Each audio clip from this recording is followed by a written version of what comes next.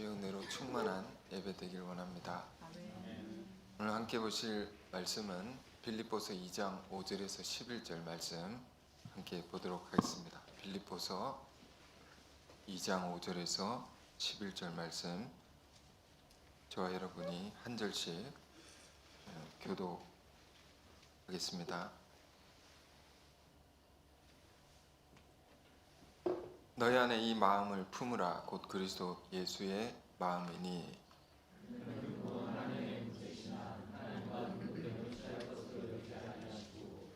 오히려 자기를 비워 종의 형체를 가지사 사람들과 같이 되셨고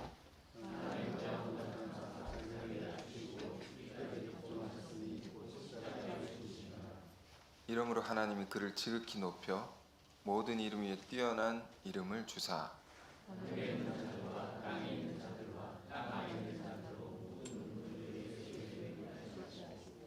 모든 입으로 예수 그리스도를 주라 시인하여 하나님 아버지께 영광을 돌리게 하셨느니라. 아멘. 성탄을 기다리는 대림절 기간을 우리가 보내고 있습니다. 두 번째 주일인데요. 말씀의 제목은 너희 안에 이 마음을 품으라 입니다. 이 마음, 어떤 마음입니까? 그리스도 예수의 마음입니다. 마음이 중요한 것이죠, 여러분. 속에 있는 것이 겉에 있는 것보다 더 중요합니다. 지혜의 책인 잠언서 4장 23절에는 이런 말씀이 있습니다. 모든 지킬 만한 것들 중에 더욱 내 마음을 지키라. 왜냐하면 그 이유를 설명해 놨습니다. 뒤에 생명의 근원이 그 마음에서 나기 때문이다. 근원이라는 말 아시죠? 뿌리가 된다는 겁니다. 거기서 모든 것이 원어로 보면 흘러나온다는 겁니다. 어떤 샘에서 물이 이렇게 흘러나오듯이 우리 마음에서, 우리의 말과 마음에서 행동, 습관, 모든 것이 나오는 것이다. 마음이 중요한 것인데, 근데 어떤 마음을 품어야 하는가? 사도 바울은 이미 빌립보 교우들에게 보낸 편지입니다. 이 편지에서 너희가 무엇보다 그리스도 예수의 마음을 품으라고 권면하고 있습니다. 예수님의 마음, 그러니까 어떤 마음이냐라는 것을 또 설명해 놨는데요. 그게 6절에서 8절이죠. 이 마음을 품으라. 6절에서 8절의 내용은 예수님의 모든 삶에 대한 바울의 증거입니다. 예수님이 이렇게 사실 수 있었던 그 마음을 품고 살으라는 얘기를 하고 있는 거죠. 올해 대림절 기간에 저는 빌립보서를 하나하나 보고 있습니다. 이 편지 속에는 사도 바울이 쓴 건데, 바울이 어떤 마음으로 살았는가, 어떤 삶의 자세, 목표를 가지고 살았는가, 그것이 다 담겨 있습니다. 1장 하나만 보는데도 내용들이 그냥 읽을 수 없는 내용들이고, 어떻게 보면 눈물이 나는 내용들로 사실 가득합니다. 우리가 사순절에 보면 사순절을 보낼 때 고별설교를 묵상하지 않습니까? 고별설교, 예수님이 십자가를 앞두시고 참혹한 죽음을 앞두시고 무엇을 하셨는가? 주님 제자들을 위해서 말씀을 남기셨는데 그 말씀의 내용이 무엇이었는가? 예수님이 당신의 죽음보다 더 절박한 것이 있으신 겁니다. 죽음보다 절박한 게 어디 있을까요? 없는 거죠. 근데 예수님께는 당신 죽으신 이후에 남아있는 제자들이 어떻게 살아갈 수 있겠는가? 이게 더 중요한 것입니다.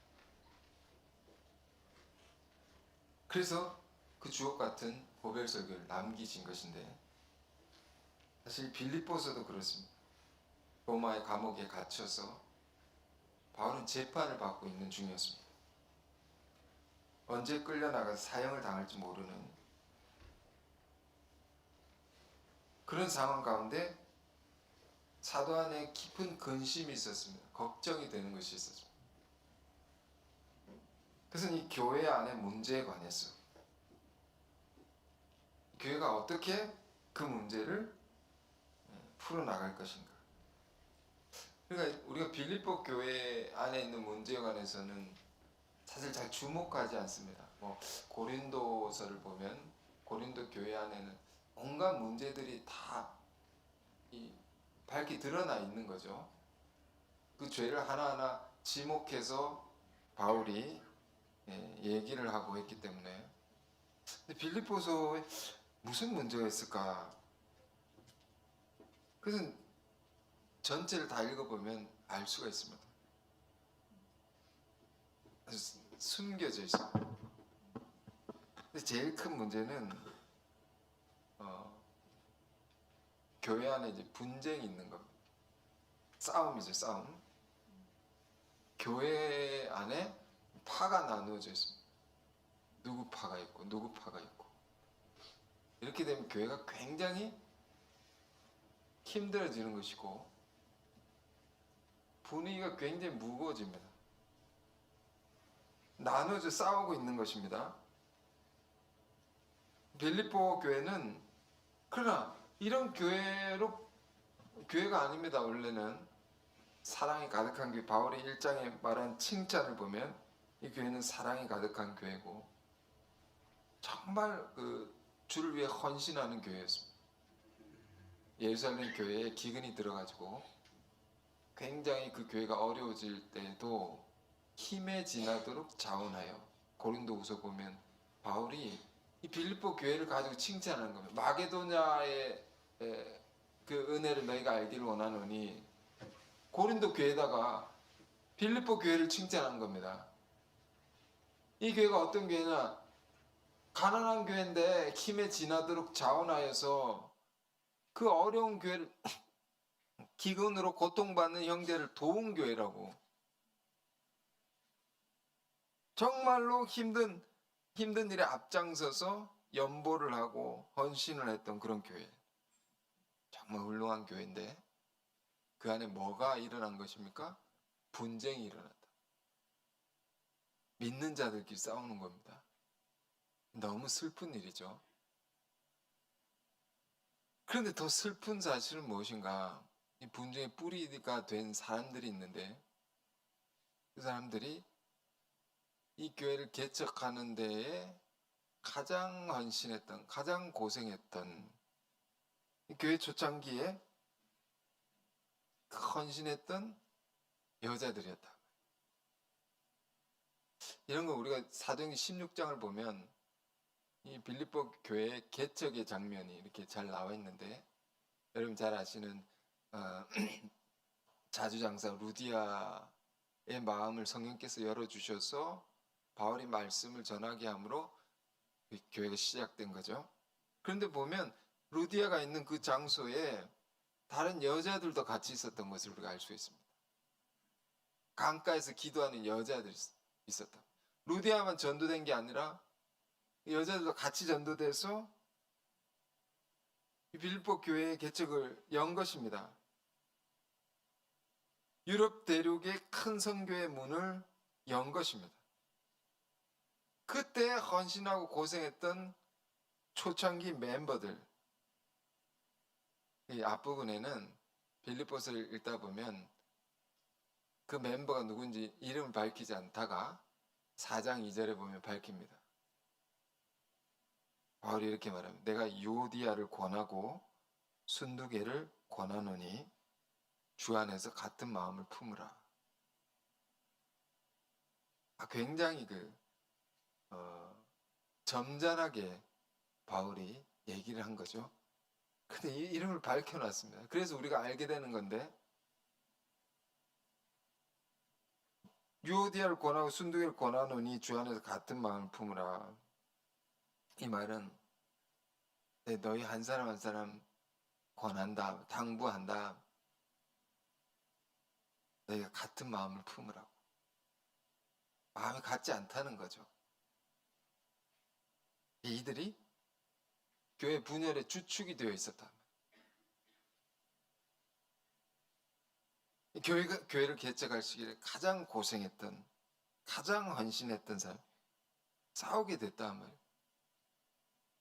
이것이 사도는 지금 자기가 죽을지도 모르는데 그것보다 더 근심이 되고 더 걱정이 되고 더 고통스러운 문제인 겁니다.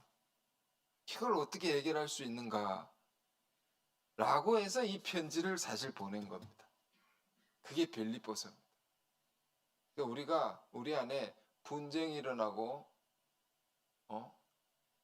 관계에 불화가 일어날 때 우린 빌립보서를 꼭 읽어야 됩니다. 교회는요, 교회는 어떤 곳입니까? 천국의 모형이라고도 하지만 교회는 사실 죄인의 공동체입니다. 우리가 그런 사람들이죠. 죄인인데 모여 있는 겁니다. 죄인인데 주의 은혜로 의롭다함을 받아서 은혜를 받아서 살아가는 겁니다. 근데 여전한 우리 안에 죄성들이 있기 때문에 교회 안에 늘 이런 일이 일어날 수가 있는 겁니다. 있다 말입니다. 근데 중요한 것은 뭐냐? 그것을 어떻게 잘 풀어나가느냐, 해결하느냐에 따라서 모든 게 달라지는 거죠. 이게 중요한 것입니다. 그 방법을 사도 바울이 이 편지를 통해서 하나하나 가르치고 그 마음을 헤아리고 살펴서 권면을 주는 것입니다. 그래서 이 장이 굉장히 중요한 것인데요. 우리가 잘 아는 오늘 본문의 말씀도 있지만 이 말씀이 어떤 상황에서 누구를 대상으로 물론 모든 이들이 그냥 읽고 은혜 받을 수 있지만 특별히 누구를 대상으로 이 말씀이 전해졌는가를 잘 알 때 이런 말씀이구나 깨달아지는 거죠. 그러니까 오늘 본문 위에서부터 1절서부터 바울은 싸움이 일어날 때, 분쟁이 일어날 때 그걸 풀어나갈 방법을 자세히 얘기해 놓았습니다. 우린 자세히 보지 않았을지 모르지만 자세히 봐야 됩니다. 1절부터 보실까요? 그러므로 그리스도 안에 무슨 권면이나 사랑의 무슨 위로나 성령의 무슨 교제나 긍휼이나 자비가 있거든. 자, 싸움이 일어나면 네 가지가 꼭 필요하다. 우리 기억해야 됩니다. 처음에 뭐가 필요합니까? 권면이 필요하고요. 두 번째는 사랑의 위로가 필요하고요. 세 번째는 성령의 교제가 필요하고 네 번째는 긍휼이나 자비가 필요하다. 이거 지난주 새벽에 자세히 봤는데 오늘 또 말씀드리긴 그렇고 여러분 하나하나 찾아보시길 바랍니다. 정말로 우리의 관계가 불화할 때 모든 사람이 치유되고 회복될 수 있는 그 길을 정말 이 말씀이 맞다는 겁니다. 잘 가르쳐 준 겁니다. 우리도 우리 안에 분쟁이나 이 불화 같은 게 있을 때 회복되는 경우를 보면 정말 이렇게 회복되었구나라는 것을 알 수가 있습니다. 자, 그리고 이 네 가지 필요하다. 그리고 또 뭐가 필요하다? 마음을 같이 같은 사랑을 가지고 뜻을 합하며 한 마음을 품어.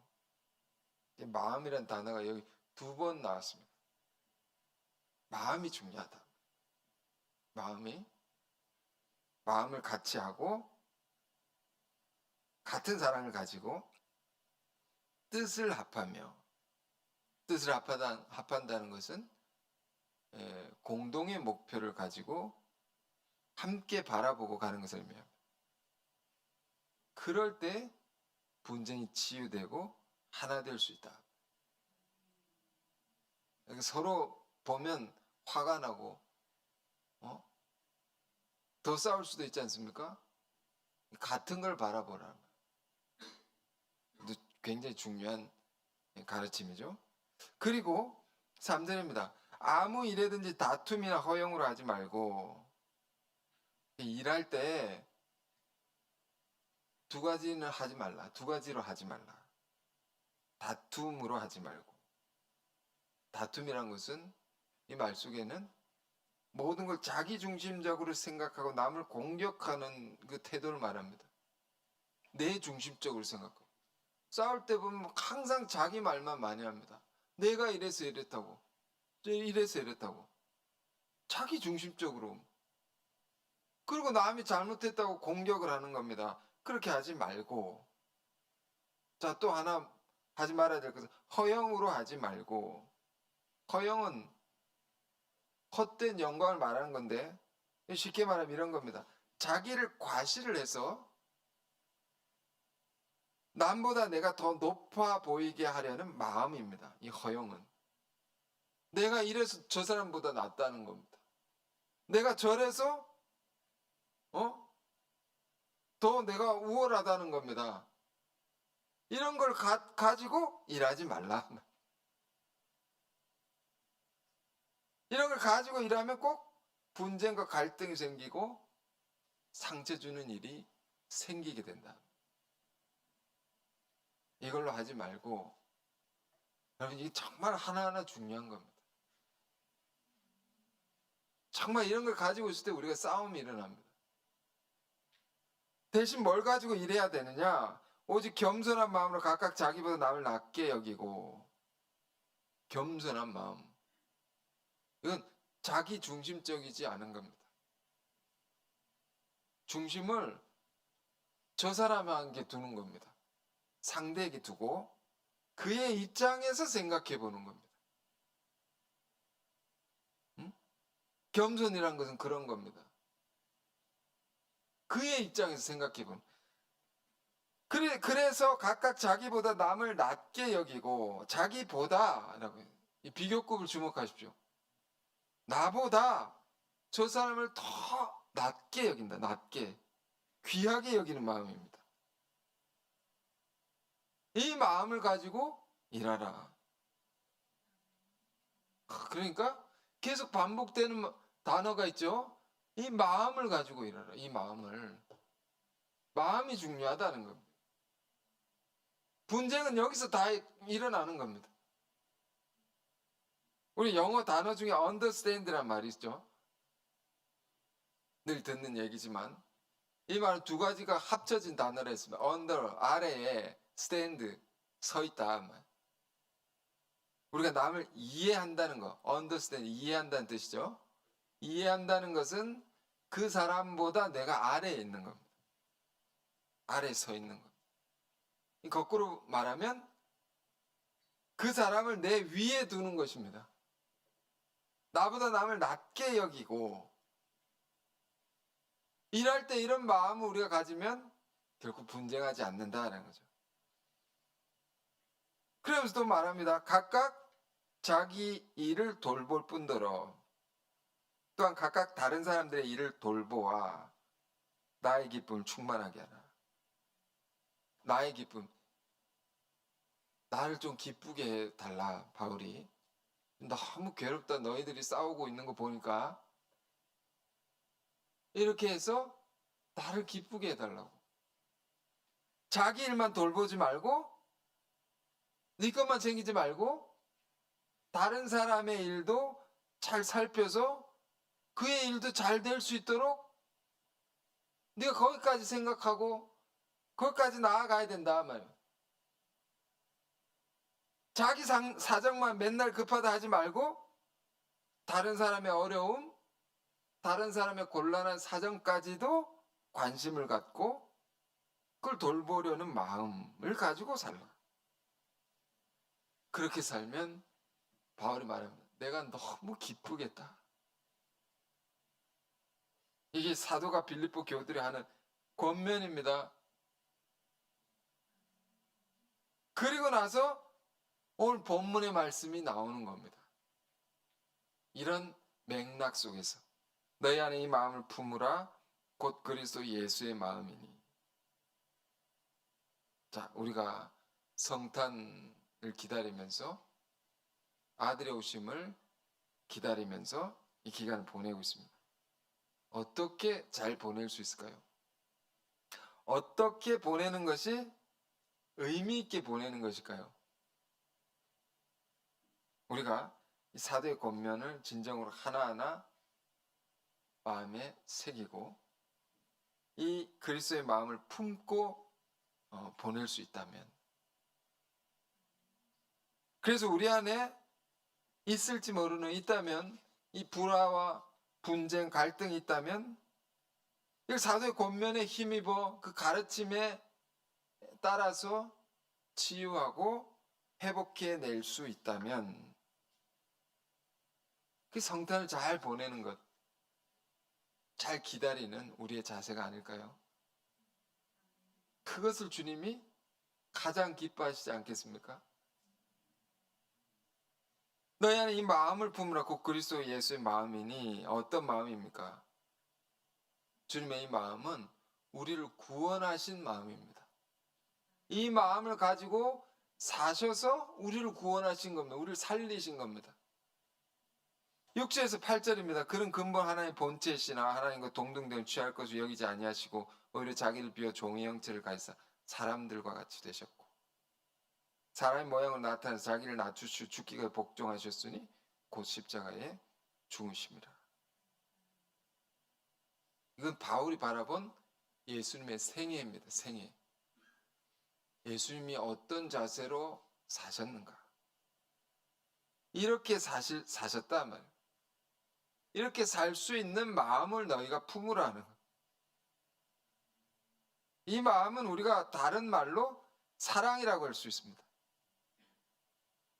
우리를 향한 사랑이었단 말이에요. 근데 사랑을 얘기하는데 사랑이란 단어가 한 번도 들어가 있지 않습니다.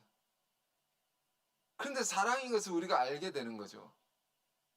너무도 근사하고 수준 높은 사도의 말씀이라 할 수 있습니다. 사랑이 뭐냐라고 할 때 고린도전서 13장에는 직접적으로 이렇게 설명하기도 했습니다. 바울이 사랑은 오래 참고 사랑은 온유하며 사랑은 시기 질투하지 않으며 사랑은 자랑하지 않으며 교만하지 않으며 이런 게 사랑이다. 하나하나 나열하지 않습니까? 근데 여기서는 뭐가 사랑이냐 이렇게 표현한 겁니다. 그는 근본 그리스도 예수의 사랑인데 그는 하나님과 같은 분이십니다. 같은 분이시다. 하나님과 온 우주를 창조하신 하나님. 그러므로 그분은 우주 만물보다 크신 하나님이신 겁니다. 그 크신 분이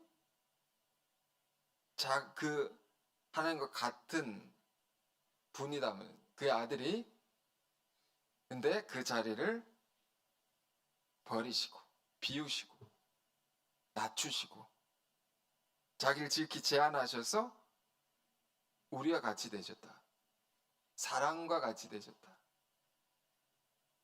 죄 많은 현실, 이 세상 가운데 개입해 들어오셨다라는 겁니다. 하나님 아들이 다 버리고 이게 사랑이라는 겁니다. 마치 이와 같습니다. 소방관이 불타는 집에 뛰어든 것과 같습니다. 수상구조사가 물에 빠진 사람을 살리기 위해 물에 뛰어든 것과 같습니다. 뛰어들지 않으면 내버려두면 불에 타 죽고 물에 빠져 죽는 겁니다. 내버려두면 다 죽는 것입니다. 이것이 죄 가운데 있는 인간의 현실이었습니다.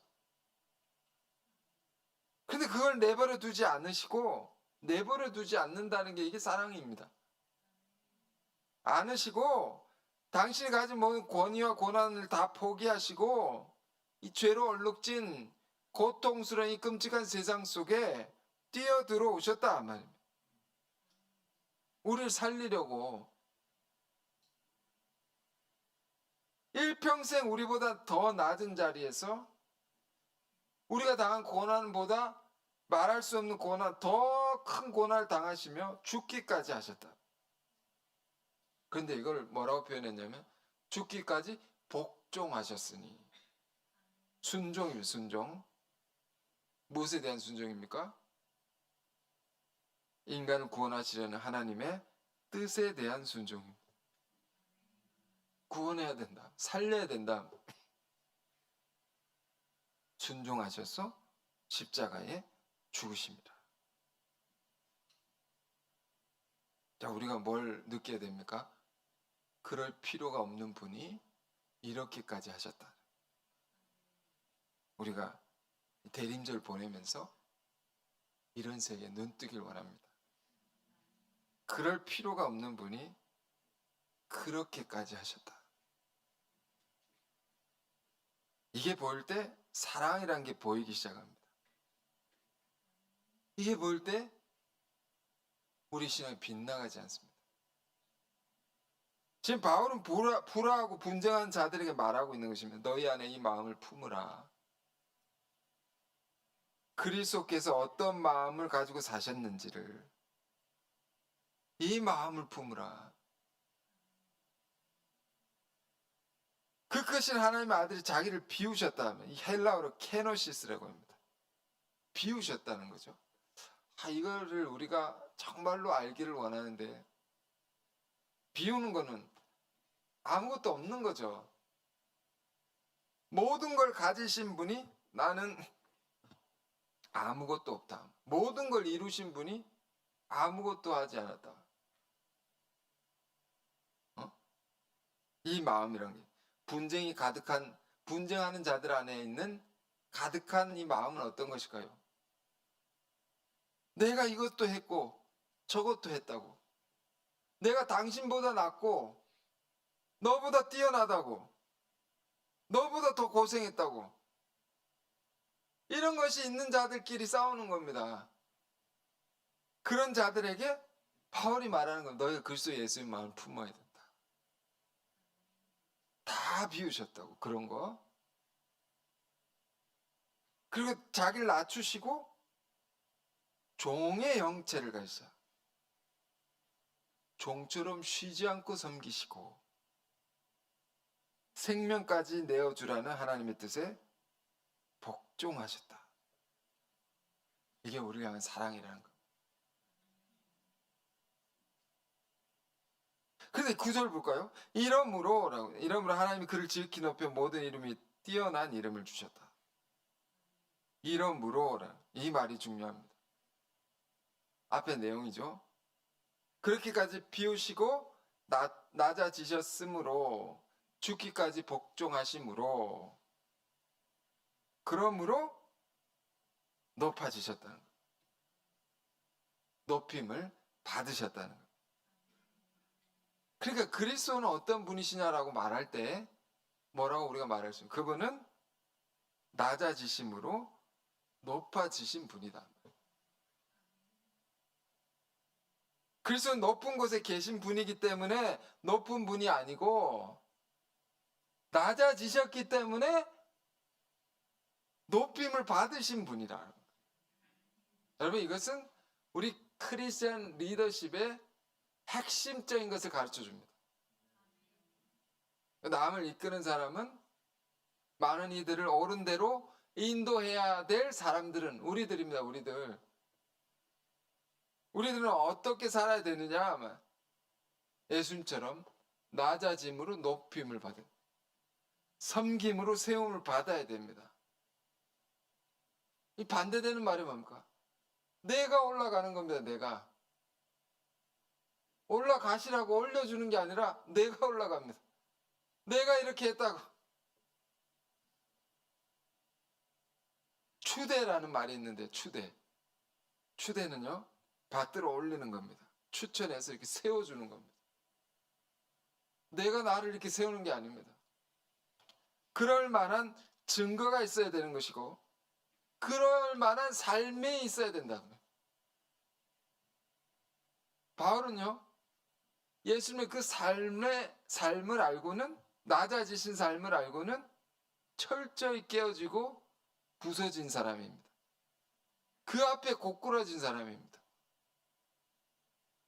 이분이 이렇게까지 낮아지셨다고? 거기에 자기가 가진 모든 가치관이 다 무너진 겁니다. 그래서 이런 말들을 한 거죠. 갈라디아서장에 내가 그리스도와 함께 십자가에 못 박혔나니 다 죽었다고. 내가 이전에 가진 것들이. 그 삶을 보고, 그러므로 하나님이 그를 지극히 높여 모든 이름 위에 뛰어난 이름을 주사. 그러면서 매우 중요한 구절이 이어서 나옵니다. 하늘에 있는 자들과 땅에 있는 자들, 땅 아래 있는 자들로 모든 무릎을 예수 이름에 꿇게 하시고. 그러니까 예수님이 하나님과 같은 분이신데 자기를 비우시고 낮추시고 십자가에 죽기까지 복종하신 그 삶으로 그가 참으로 하나님 아들이심을 증거를 받았을 뿐 아니라, 높임을 받았을 뿐 아니라, 10절은 뭐를 얘기하는 겁니까? 모든 권세를 굴복시키셨다. 모든 싸움에서 승리하셨다. 무릎을 꿇게 하는 것은 다 이긴 것을 말합니다. 전쟁에 승리하면 적장의 장수를 무릎을 꿇게 하는 겁니다. 모든 싸움에 승리하셨다. 그 싸움이 뭡니까? 지금 하늘에 있는 자들과 하늘에 있는 자들, 영적 전쟁입니다. 보이지 않지만 실제하는 싸움이고, 우리 살아가는 모든 것들의 근원이 되는 싸움입니다.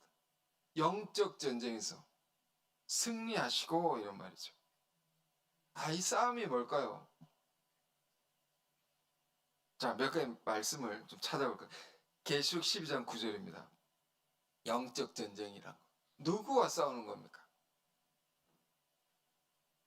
12장 9절에 이렇게 되어 있습니다. 큰 용이 내쫓기니 옛뱀 곧 마귀라고도 하고 사탄이라고도 하며 온천을 꿰는 자라. 그가 땅으로 내쫓기니 그의 사자들도 그와 함께 내쫓기니라. 마귀라고도 하고 사단이라고 하는 자. 온 천하를 유혹하는 자다.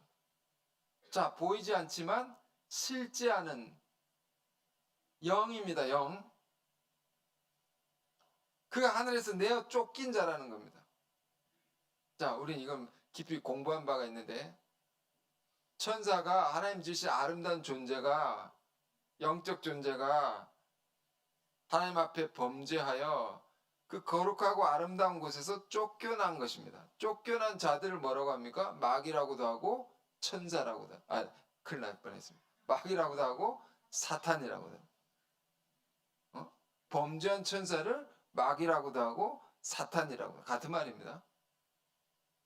그와의 싸움에서 주님이 완벽히 승리하셨다. 무엇으로? 그 앞에 내용입니다. 앞에 6절에서 8절의 내용입니다. 비우시고 낮추시고 죽기까지 복종하심으로 이걸로 완벽히 승리하셨다. 마귀와의 싸움에서, 영적 전쟁에서, 이 근원적인 싸움에서, 왜 이걸로, 어떻게 이걸로 승리할 수 있습니까? 마귀가 된 것이 자기가 자기를 높임으로, 교만으로 마귀가 된 것이니까 그 마귀를 이기는 길은 반대로 가는 겁니다. 교만은 뭘로 이깁니까? 겸손으로 이긴다. 그 천사가 어떻게 마귀가 됐습니까? 이사야 14장 12절 14절입니다. 이사야 14장 12절에 14절. 자, 이사야의 입을 통해서 마귀의 실체가 다 드러났습니다. 이렇게 되어 있습니다. 너 아침의 아들 계명성이여, 어찌 그리 하늘에서 떨어졌으며, 이 거룩한 곳에서 쫓겨났다, 떨어졌다. 여기 표현. 너 열국을 엎은 자여, 온 나라를 막 뒤집어 엎는단 말이에요. 누가? 마귀가 이렇게 역사하고 있는 것입니다. 어찌 그리 땅에 찍혔는고 네가 어떻게 그렇게 됐냐? 그 이유를 설명합니다. 네가 네 마음에 이르기를 이렇게 되죠. 내가 하늘에 올라 하나님 무별 위에 내 자리를 높이리라. 내가 내 자리를 높인다고. 셀프입니다. 셀프. 내가 북극 지폐의 산 위에서 앉으리라. 높은 산 위에 내가 앉겠다. 높은 자리에 앉겠다. 가장 높은 구름에 올라가 지극히 높은 이와 같아지리라. 하나님과 같아지겠다. 라고 했다는 겁니다. 누가? 천사가. 계명성 지혜의 천사장이 그 똑똑한 지혜를 가지고 높아져서 교만해졌단 말이에요. 그 천사가 이래서 마귀가 됐단 말이에요. 그러니까 이 마귀를 이기는 길은 뭡니까? 거꾸로 가면 이기는 겁니다. 그게 뭡니까? 오늘 본문입니다. 주님의 길이었다. 주님의 삶이었다는 겁니다.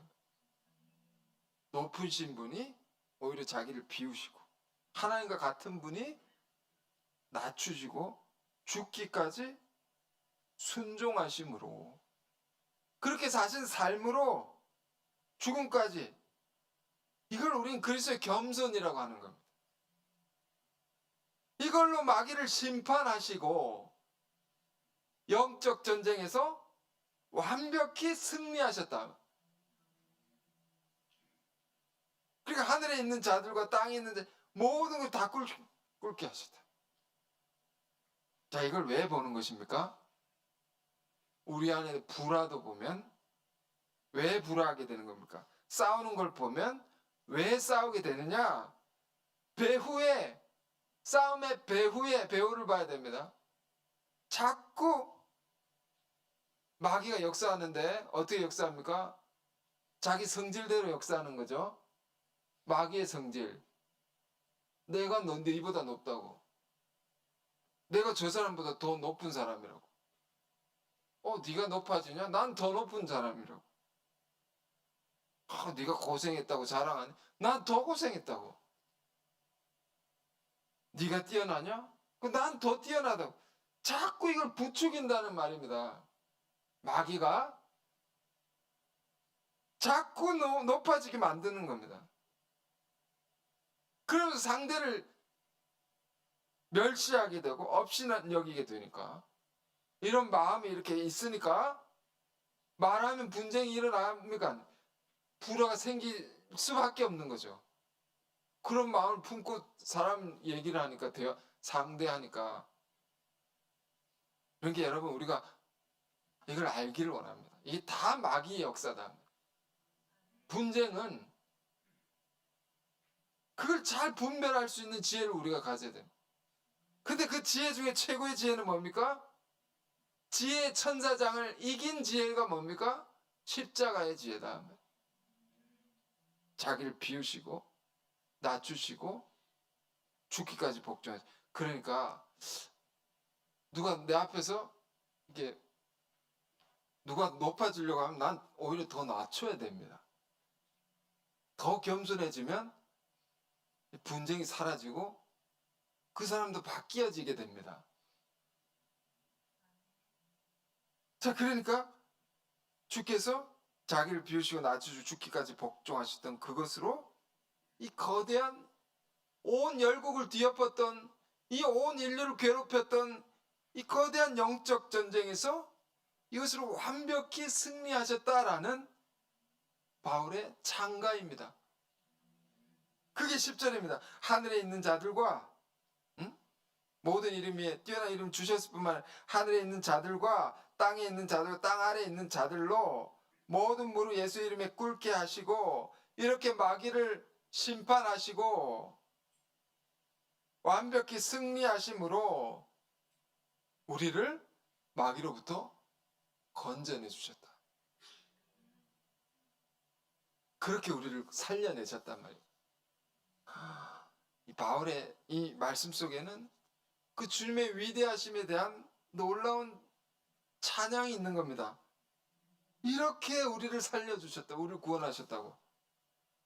그래서 모든 입으로 예수 그리스도를 주라 시인하여 하나님 아버지께 영광을 돌리게 하셨느니라. 찬양받기에 합당하신 주님이시다는 것. 예수께서 모든 입으로, 예수께서 진정한 우리의 구원자이십니다. 그 증거를 받으시기에 합당하신 분이시다는 겁니다. 그렇게 하심으로, 그러니까 우리가 예수 그리스도를 통하여, 예수께서 그렇게 하셨으므로 우리가 예수 그리스도를 통하여 하나님께 경배와 찬양을 올리게 되었단 말이에요. 예수께서 이렇게 하셨으므로 하나님께 영광을 돌리게 하시다. 계시록 4장에 보면 성 요한 사도가 반모섬에서 하나의 큰 환상을 보는데 그게 하늘 예배에 관한 거예요. 하늘의 예배라는 것은 온전한 예배를 가리킵니다.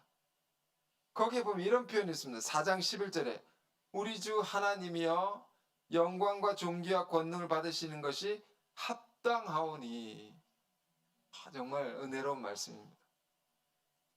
우리 주님이신, 좀 쉬운 번역으로 이렇게 되죠. 우리 주님이신 하나님, 주님은 영광과 존귀와 권능을 받으시기에 합당하신 분입니다. 충분히 그럴 만한 분이십니다. 영어로도 굉장히 은혜롭습니다. You are worthy, our Lord God, to receive glory and honor and power. 이걸 받기에 합당하신 분입니다. 이것이 우리의 찬양이 되고 우리의 예배가 되어야 되는 겁니다. 바울은 그 주님을 찬양하고 있는 것입니다. 한편의 시와 같고 너무도 아름다운 말씀인데, 자 여러분, 이 말씀 쭉 2장 1절에서 11절까지 쭉 다 봤는데요, 우리의 마음에 다시 새기면서 우리 안에 불화가 있다면, 분쟁이 있다면 이 권면을 우리가 받아서 진정 그리스도의 마음을 우리가 품어가지고 다 치유하고 회복해서 주 안에서 우리가 하나가 되어서 다 함께 이런 찬양을 올려드릴 수 있길 바랍니다. You are worthy. 당신은 합당합니다. 찬양과 존귀와 영광과 권능을 받으신 것이 합당하신 주님이십니다. 함께 찬양을 올려드릴 수 있는 그런 이 대림절의 소중한 기간 되길 바랍니다. 기도하겠습니다. 은혜로우신 주님, 우리가 진정 그리스도 예수님의 마음을 품고 살게 하옵소서. 하나님과 같은 크신 분이나 높으신 분이시나 우리를 위하여 자기를 비우시고 낮추셨던 종처럼 일평생 섬기시고 죽기까지 순종하셨던 주여, 그 마음을 우리가 진정으로 알기를 원하옵고 이 마음을 진정으로 품고 살아가게 하옵소서. 주님은 이 마음을 품고 사셔서 마귀를 이기셨습니다. 심판하셨습니다. 그 길만이 모든 분열과 불화의 상처를 치유하고 회복하며 하나 될 수 있는 유일한 길인 것을 주 우리가 깊이 더 깨닫게 하여 주시고 이 말씀대로 살아가는 모두가 되게 하옵소서. 그렇게 함으로 그리스도의 오심을 진정으로 예비하고 맞이할 수 있는 우리가 되게 하옵소서. 예수 그리스도 이름으로 기도했습니다. 아멘.